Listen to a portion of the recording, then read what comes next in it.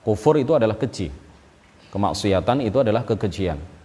Dosa itu adalah kekejian. Allah tidak memerintahkan kekufuran, Allah tidak memerintahkan kemunafikan. Tetapi Allah Subhanahu wa taala menghendaki terjadinya kekufuran pada sebagian hambanya seperti Abu Lahab.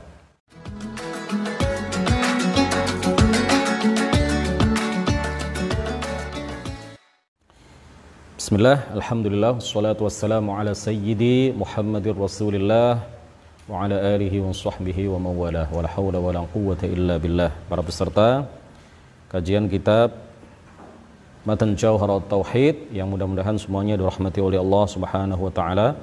Ini adalah pertemuan ke-18, kita telah sampai pada bait nazam ke-27.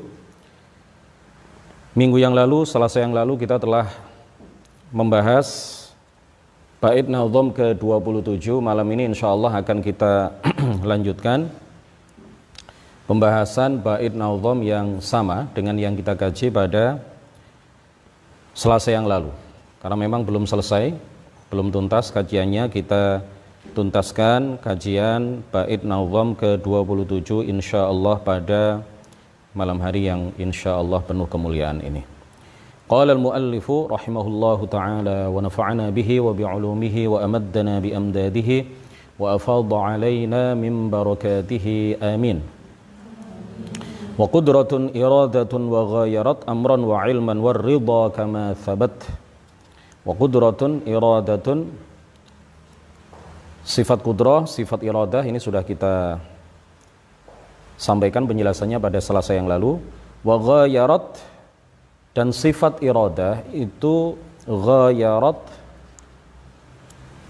menyelisihi, ghayarat berbeda, amron dengan perintah, wa ilman, amron terhadap perintah, wa ilman dan berbeda sifat iradah itu dengan sifat ilmu, wa ridha, berbeda antara iradah itu dengan ridha, ridha Allah maksudnya, kama thabat, sebagaimana hal itu telah tetap dengan dalil-dalil naqli Al-Quran, hadis, dan juga dalil-dalil aqliyah,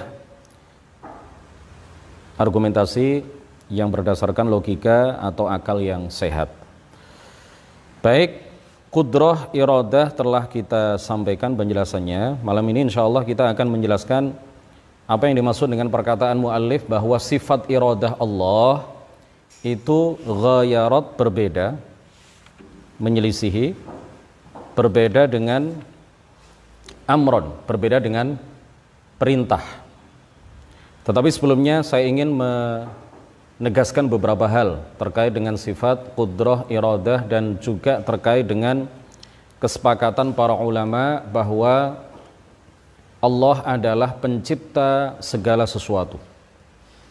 Biasanya ketika para ulama membahas tentang sifat qudrah, sifat iradah, para ulama kemudian memberikan penegasan bahwa Allah adalah pencipta segala sesuatu. Tidak ada satupun yang tidak diciptakan oleh Allah Subhanahu wa ta'ala. Tidak ada sesuatu yang muncul ke dalam keberadaan, sesuatu yang awalnya tidak ada, kemudian menjadi ada, itu yang bukan ciptaan Allah Subhanahu wa ta'ala. Kemudian juga para ulama memberikan penegasan bahwa segala yang muncul dalam keberadaan, artinya yang awalnya tidak ada, kemudian menjadi ada, itu semuanya dikehendaki oleh Allah Subhanahu wa ta'ala. Jadi Allah adalah pencipta segala sesuatu. Apapun yang terjadi di alam ini adalah terjadi dengan kekuasaan Allah, terjadi dengan kehendak Allah, terjadi dengan penciptaan Allah Subhanahu wa ta'ala, dan terjadi dengan ilmu atau pengetahuan Allah Subhanahu wa ta'ala. Baik benda maupun sifat benda adalah ciptaan Allah. Baik jisim maupun sifat jisim, baik benda maupun perbuatan benda, baik hamba maupun perbuatan hamba, baik makhluk maupun perbuatan makhluk, baik manusia maupun perbuatan manusia, itu semuanya adalah ciptaan Allah Subhanahu wa ta'ala.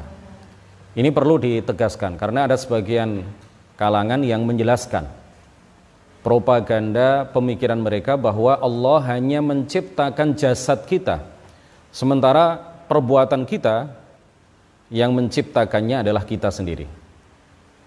Ini berbeda dengan apa yang ditegaskan dan sudah menjadi kesepakatan para ulama ahli sunnati wal jamaah, bahkan sudah menjadi kesepakatan umat Islam dari masa ke masa bahwa baik jasad kita maupun perbuatan kita, penciptanya adalah Allah Subhanahu wa ta'ala. Seandainya Allah hanya menciptakan jasad kita, badan kita, sedangkan perbuatan kita yang menciptakan bukan Allah, tapi kita sendiri, hal itu akan berakibat pada pernyataan bahwa yang diciptakan oleh manusia dan hamba itu lebih banyak daripada yang diciptakan oleh Allah Subhanahu wa ta'ala.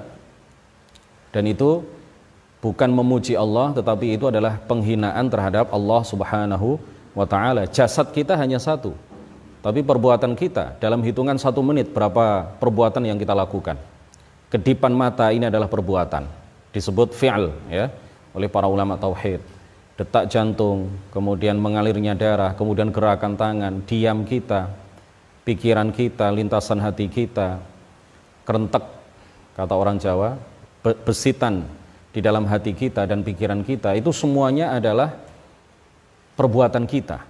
Kalau itu dikatakan adalah ciptaan kita sendiri, artinya kita mencipta lebih banyak daripada yang diciptakan oleh Allah Subhanahu wa ta'ala. Jasad hanya satu, tapi perbuatan yang dilakukan oleh satu jasad kita dalam hitungan menit itu bisa sampai ratusan, bahkan bisa sampai ribuan. Kita berapa kali berkedip, kita berapa kali menghirup dan mengeluarkan nafas, kita berapa kali melangkahkan kaki, berapa kali kita berbicara, kita mengeluarkan huruf berapa ratus atau berapa ribu dalam hitungan 1 menit.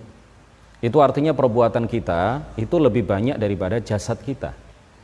Nah, para ulama ahli sunnati wal jamaah menegaskan bahwa jasad dan perbuatan kita, penciptanya adalah Allah Subhanahu wa ta'ala, bukan kita. Kita tidak bisa menciptakan apapun, kita tidak bisa menciptakan sesuatu apapun. Nah, perbuatan-perbuatan kita ini semuanya adalah ciptaan Allah Subhanahu wa ta'ala, baik perbuatan yang tampak pada diri kita seperti gerakan tangan, diam kita, kedipan mata kita, pembicaraan kita seperti ini ya. Kemudian langkah kaki kita, kalau kita sholat kita, makan kita, perbuatan-perbuatan kita yang tampak itu semuanya adalah ciptaan Allah Subhanahu wa ta'ala. Didengarkan, Mas? Dengarkan ya, biar tidak salah paham, biar tidak gagal paham. Bahaya ini pelajaran tauhid ya. Kita sedang berada di majelis ilmu, dihadiri oleh para malaikat, jadi jangan main-main, jangan bicara sendiri, jangan bicara sama temannya ya, biar tidak salah paham. Dengarkan, mudah-mudahan Allah Subhanahu wa ta'ala memberikan pemahaman yang baik dan benar kepada kita. Dan mudah-mudahan di samping kita dapat ilmu, kita juga dapat barokah. Kita ini sedang duduk di majelis ilmu, dihadiri oleh para malaikat. Para malaikat membawa barokah dari Allah Subhanahu wa ta'ala, membawa rahmat kepada kita semuanya dari Allah Subhanahu wa ta'ala. Kita dapat barokah, kita dapat rahmat ya, rahmat khusus, rahmat yang disertai dengan ketinggian derajat, rahmat yang disertai dengan kemuliaan akan kita dapatkan di majelis ilmu. Ini adalah majelis yang mulia, majelis yang penuh barokah, majelis yang penuh rahmat, majelis yang dihadiri oleh para malaikat. Jadi kita serius, fokus, jangan ngantuk, jangan tidur, jangan main-main, jangan bicara dengan temannya. Kita lanjutkan perbuatan-perbuatan kita semuanya, baik perbuatan yang tampak maupun perbuatan yang tidak tampak. Perbuatan yang tidak tampak yang dimaksud itu apa? Pikiran kita, lintasan hati kita, besitan hati kita, ya, niat kita, tekad kita dalam hati misalkan untuk melakukan sesuatu, itu tidak tampak. Perbuatan yang tidak tampak itu juga yang menciptakannya adalah Allah Subhanahu wa ta'ala. Kemudian juga perbuatan yang ikhtiariyah maupun perbuatan yang ittirariyah, perbuatan yang ada unsur ikhtiar di dalamnya. Seperti kalau kita melangkahkan kaki, itu ada unsur ikhtiar, ada unsur usaha, ada unsur kehendak, kesengajaan di dalamnya. Kita sholat, itu juga perbuatan yang ikhtiariyah. Kita hadir di majelis ilmu, itu juga adalah perbuatan yang ikhtiariyah. Itu yang menciptakannya, yang menghendaki terjadinya adalah Allah Subhanahu wa ta'ala, bukan kita. Maupun perbuatan yang idtirariyah, perbuatan yang tidak ada unsur ikhtiar di dalamnya, perbuatan yang tidak ada unsur kehendak di dalamnya, seperti detak jantung kita, seperti aliran darah yang mengalir seperti darah yang mengalir di tubuh kita. Itu disebut para ulama tauhid sebagai perbuatan yang idtirariyah, perbuatan yang tidak ada unsur ikhtiar di dalamnya. Contoh lain, misalkan kalau kita gemetar, ya, gemetar karena takut, gemetar karena kedinginan, kita bergerak sendiri, itu adalah perbuatan yang tidak ada unsur ikhtiar, tidak ada unsur keinginan atau kehendak di dalamnya. Itu juga yang menciptakannya adalah Allah Subhanahu wa ta'ala. Makanya Allah Ta'ala menegaskan di dalam Al-Quran, am ja'alu lillahi syuraka'a khalaqu ka khalqihi fatashabahal khalqu alaihim qulillahu khaliqu kulli syai' wa huwal wahidul qahhar. Am ja'alu, apakah mereka orang-orang kafir menjadikan bagi Allah itu sekutu-sekutu yang menciptakan sesuatu sebagaimana Allah menciptakan. Fatashabahal khalqu alaihim, sehingga penciptaan Allah dan penciptaan makhluknya, penciptaan mereka itu sama menurut mereka. Qul, Allah memerintahkan kepada Nabi Muhammad untuk mengatakan kepada orang-orang kafir, qulillahu khaliqu kulli syai', katakan wahai Muhammad, tegaskan kepada mereka bahwa Allah adalah pencipta segala sesuatu. Segala sesuatu ini meliputi apapun, segala sesuatu yang muncul dalam keberadaan, segala sesuatu yang awalnya tidak ada kemudian menjadi ada, itu Allah yang menciptakannya. Qulillahu khaliqu kulli syai', katakan wahai Muhammad bahwa Allah adalah pencipta segala sesuatu. Wa huwal wahidul qahhar, dan Allah adalah zat yang Maha Esa Maha Esa pada zatnya, Maha Esa pada sifatnya, Maha Esa pada perbuatannya. Tidak ada yang berbuat terhadap alam ini, artinya tidak ada yang menciptakan alam ini kecuali hanya Allah Subhanahu wa ta'ala. Al-Qahhar, dia juga adalah zat yang maha menundukkan, zat yang maha perkasa, maha menundukkan, maha menguasai. Di dalam ayat yang lain Allah Ta'ala menegaskan, wallahu khalaqakum wa ma ta'malun, dan Allah lah yang telah menciptakan kalian dan menciptakan perbuatan kalian. Di dalam ayat yang lain Allah bahkan menegaskan sampai perbuatan buruk manusia sekalipun itu yang menciptakannya dan sejatinya yang menghendakinya itu bukan makhluk, ya. Makhluk punya kehendak tetapi masih di bawah kehendak Allah Subhanahu wa ta'ala. Jadi sampai pada perbuatan buruk sekalipun itu bukan makhluk yang menciptakannya, tetapi Allah yang menciptakannya.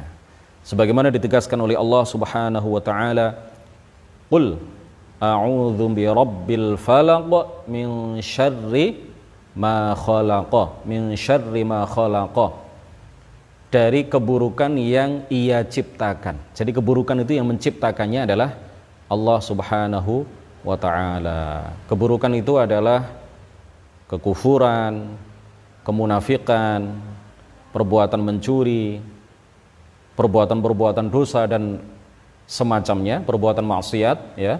Itu yang menciptakannya adalah Allah Subhanahu wa ta'ala. Min syarri ma khalaqa, dari keburukan atau dari kejahatan yang Ia ciptakan. Kita biasa dalam doa kunut berdoa, waqini syarra ma qadaita, jagalah aku ya Allah dari keburukan yang telah Engkau tentukan dan ciptakan, yang telah Engkau takdirkan, yang telah Engkau qadhakan, yang telah Engkau ciptakan. Berarti yang menciptakan keburukan, yang menciptakan kejahatan itu sejatinya adalah Allah Subhanahu wa ta'ala.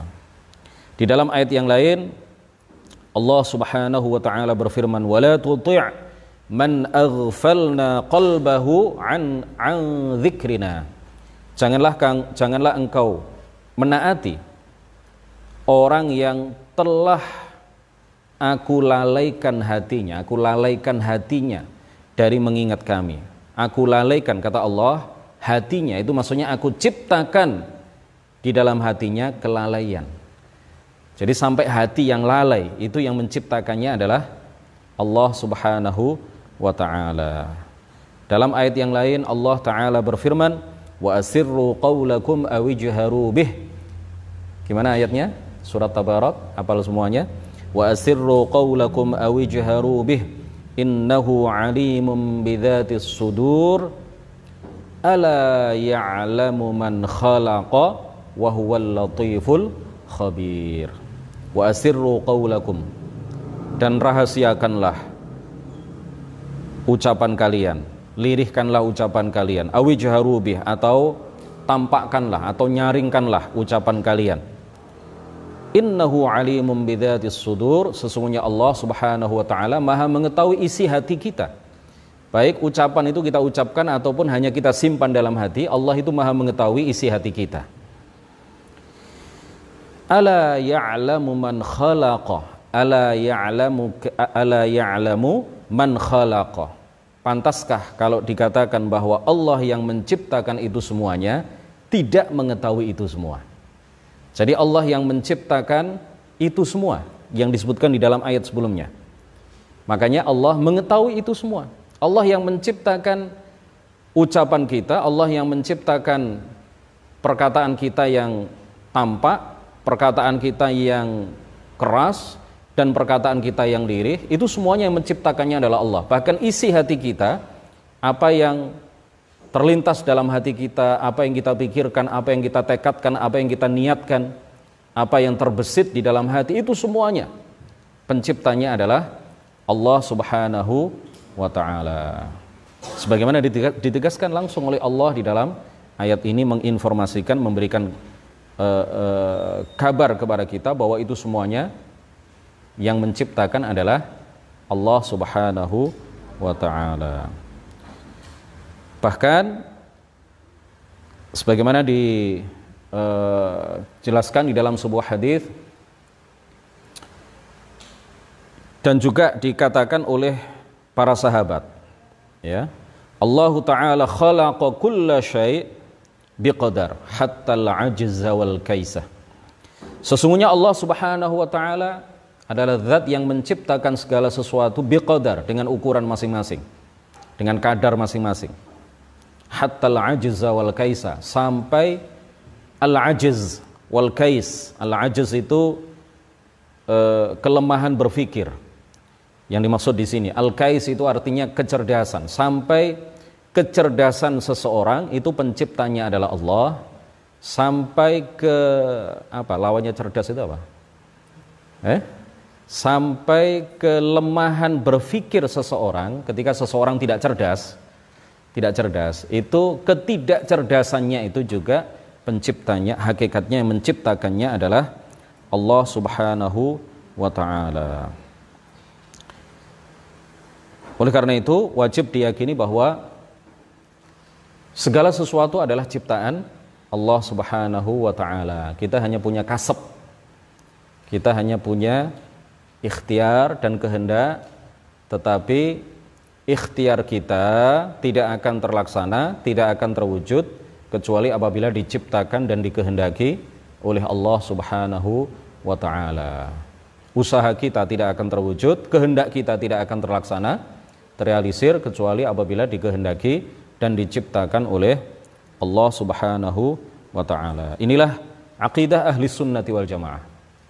Inilah aqidah yang telah disepakati oleh para ulama ahli sunnati wal jamaah. Kemudian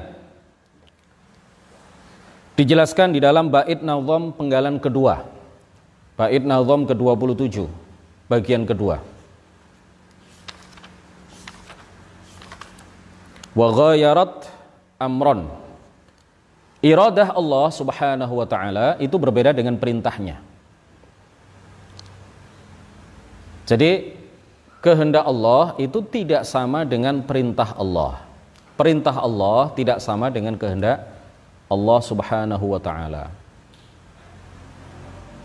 Terkadang apa yang diperintahkan oleh Allah itu tidak dikehendaki olehnya.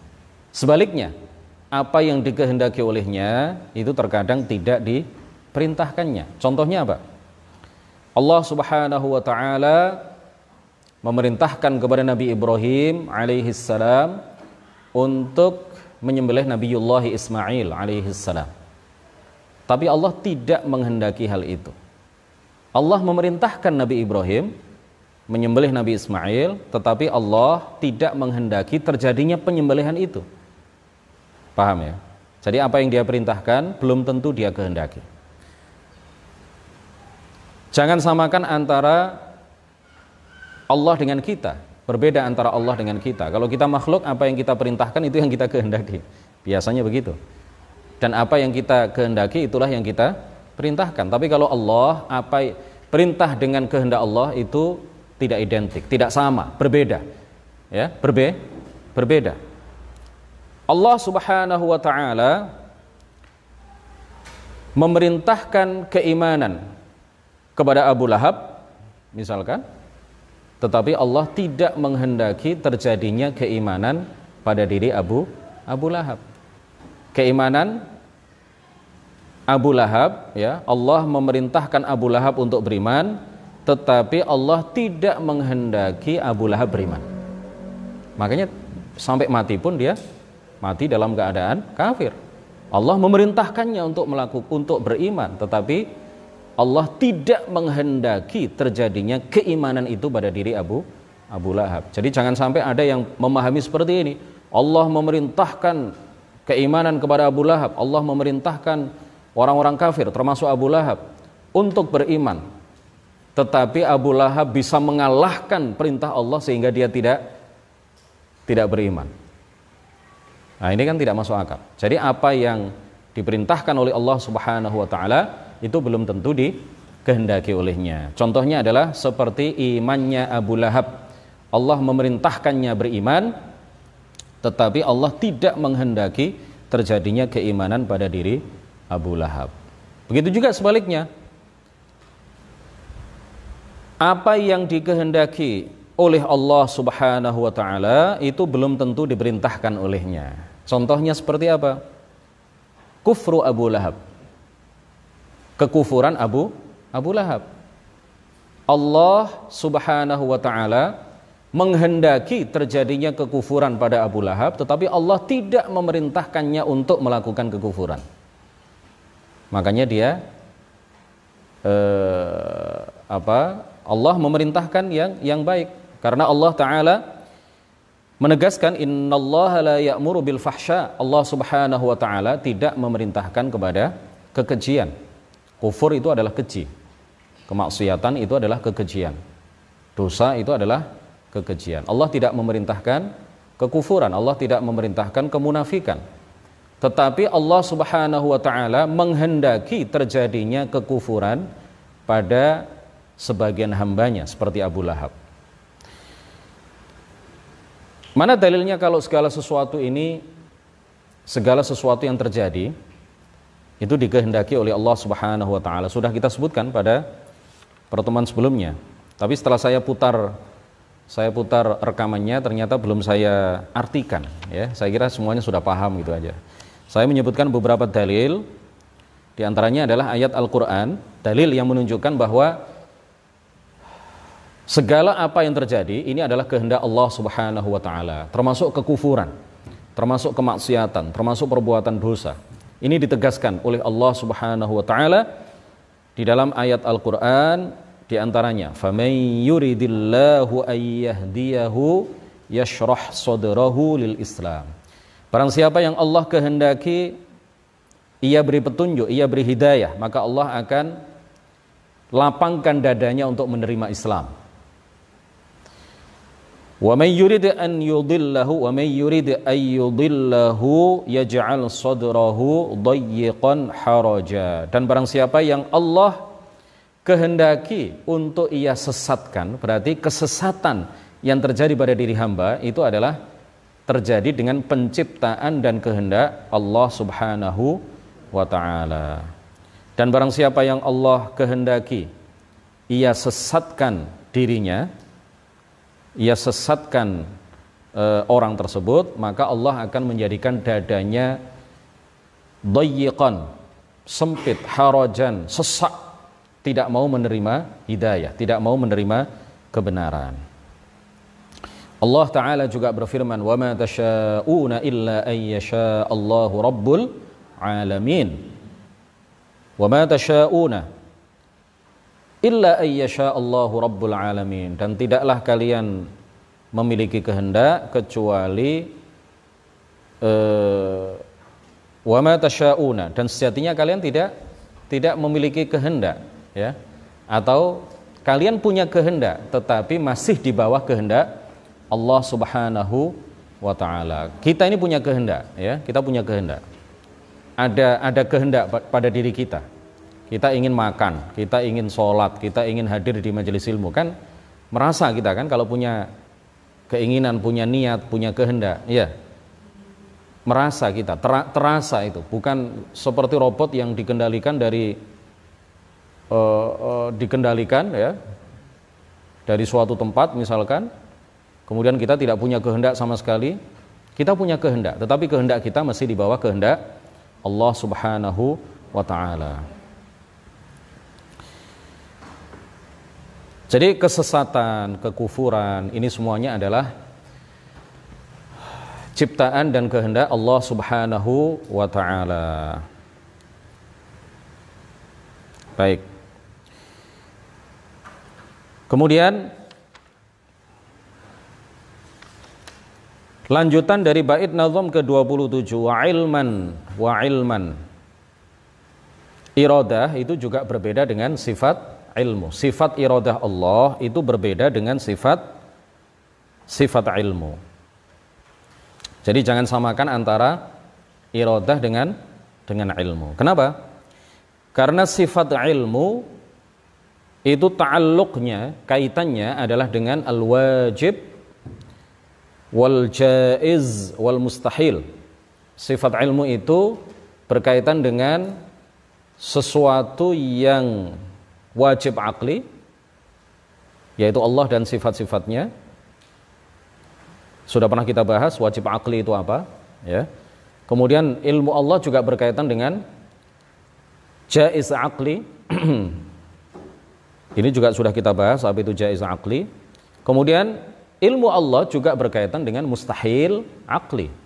Jadi semuanya diketahui oleh Allah Subhanahu wa ta'ala. Sedangkan sifat iradah itu ta'alluqnya, kaitannya itu sama dengan kaitan sifat qudrah, ya. Jadi sifat iradah sama dengan sifat qudrah, kaitannya hanya dengan sesuatu atau perkara yang secara akal mungkin ada dan mungkin tiada. Tidak berkaitan dengan perkara yang tidak mungkin ada secara akal, mustahil akli. Tidak berkaitan dengan sesuatu yang pasti ada, tidak mungkin tidak ada secara akal, yaitu Allah dan sifat-sifatnya. Kenapa nazim, penyusun nazam ini menyebutkan di dalam bait nazam ke-27 ini bahwa sifat iradah itu berbeda dengan sifat ilmu Allah Subhanahu wa ta'ala. Sifat iradah itu berbeda dengan ghayarat, menyelisihi. Sifat ilmu Allah Subhanahu wa ta'ala tidak identik. Kenapa dijelaskan seperti ini? Kenapa ditegaskan oleh pengarang nazam ini mengenai permasalahan ini? Tujuannya adalah untuk membantah kaum Mu'tazilah. Tujuannya adalah untuk membantah kaum Mu'tazilah yang menyatakan bahwa iradah Allah terhadap perbuatannya itu sejatinya, kata mereka, bukanlah iradah hakikiyah, bukanlah kehendak yang hakiki, bukanlah kehendak yang sejati, tetapi innama hiya ilmuhu. Jadi dikatakan oleh Mu'tazilah kehendak Allah terhadap sesuatu itu artinya Allah mengetahui sesuatu itu, bukan betul-betul menghendakinya, bukan betul-betul menghendakinya. Inilah yang dikatakan oleh Al-Ka'bi, kemudian juga Mu'tazilah, kaum Mu'tazilah yang ada di Baghdad.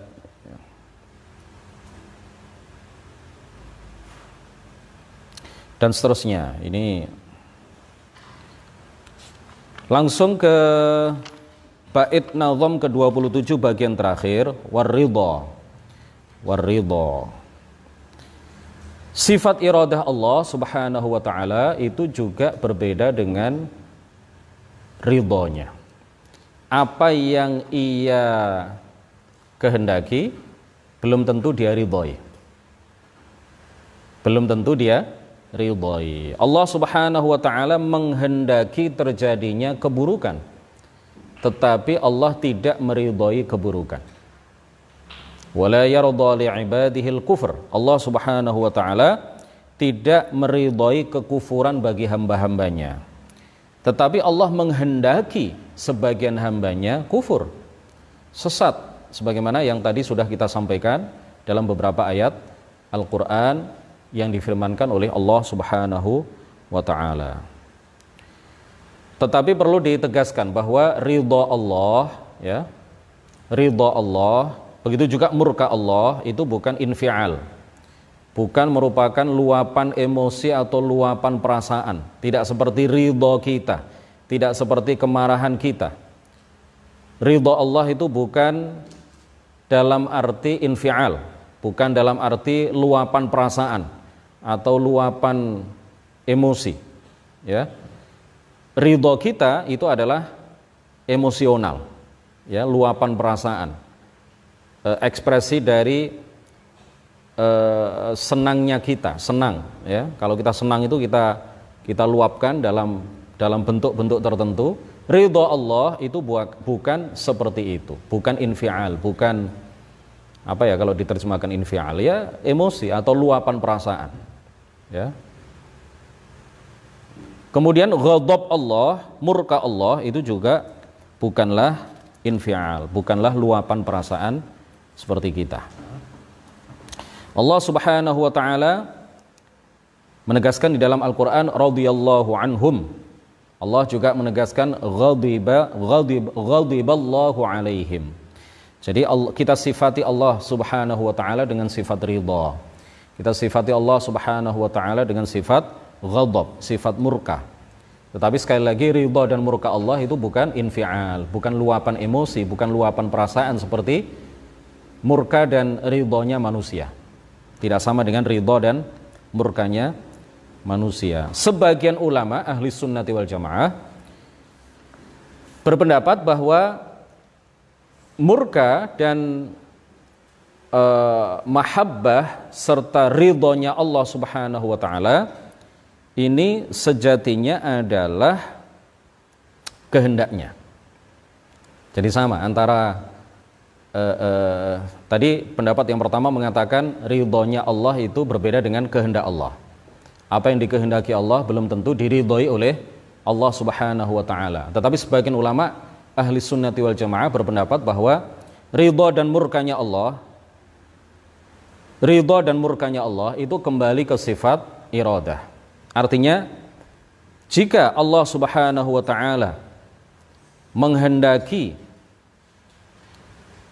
pada diri hamba mendapatkan kenikmatan, ya, jika Allah Subhanahu wa taala menghendaki kebaikan pada diri seorang hamba, ya, maka itu artinya Allah meridhoinya. Jika Allah menghendaki untuk mengazab atau untuk tidak memberikan kenikmatan pada diri hamba, ya, itu artinya Allah menghendaki untuk mengazabnya, untuk memurkainya, untuk murka kepadanya. Jadi murka Allah dan ridha Allah ini menurut pendapat yang kedua adalah kembali ke sifat iradah. Kembali ke sifat iradah. Apabila Allah Subhanahu wa taala menghendaki untuk memberikan kenikmatan pada diri seseorang, berarti dia ridha kepadanya. Allah menghendaki kebaikan dan nikmat pada diri seseorang, itu artinya Allah meridhoinya. Berarti ridha Allah itu kembali ke sifat iradah, ke sifat maha berkehendaknya.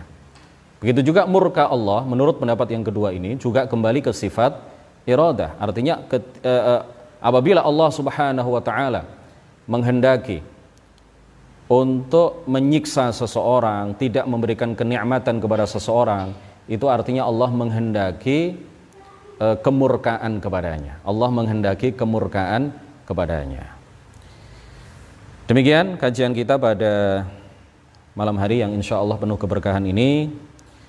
Mudah-mudahan bisa kita lanjutkan pada minggu depan, Selasa depan. Kita akan melanjutkan pada pertemuan ke-19 hari Selasa depan untuk mengkaji bait nazam ke-28 dan seterusnya insyaallah.